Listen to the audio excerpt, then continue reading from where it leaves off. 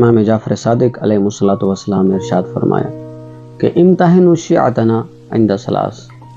شیعوں کے امتحان کا تذکرہ ہوا تو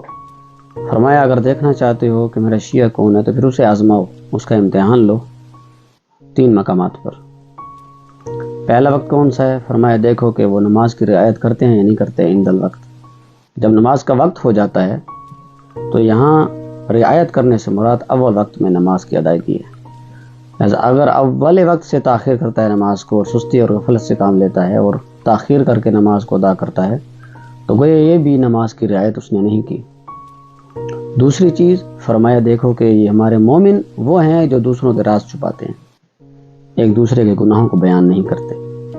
ایک دوسرے کی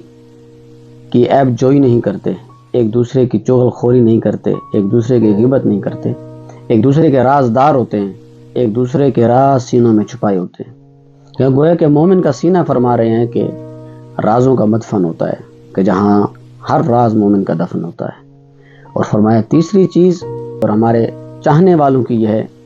کہ وہ اپنے مال سے دوسروں کے مسائل کو حل کرتے ہیں، چاہے وہ قرض ہو، چاہے وہ ایز اے گفٹ کسی کو کچھ دیں، چاہے بطور ہیلپ کسی کو دیں، چاہے بطور قرض حسنہ کسی کو دیں۔ تو یہ حقیقتاً مومن کی علامت ہے کہ اگر کسی کے پاس مال موجود ہے اور وہ اپنے مال کے ذریعے سے مومنین کے مسائل کو حل کر رہا ہے، غریب مومنین کے مسائل کو حل کر رہا ہے، یتیم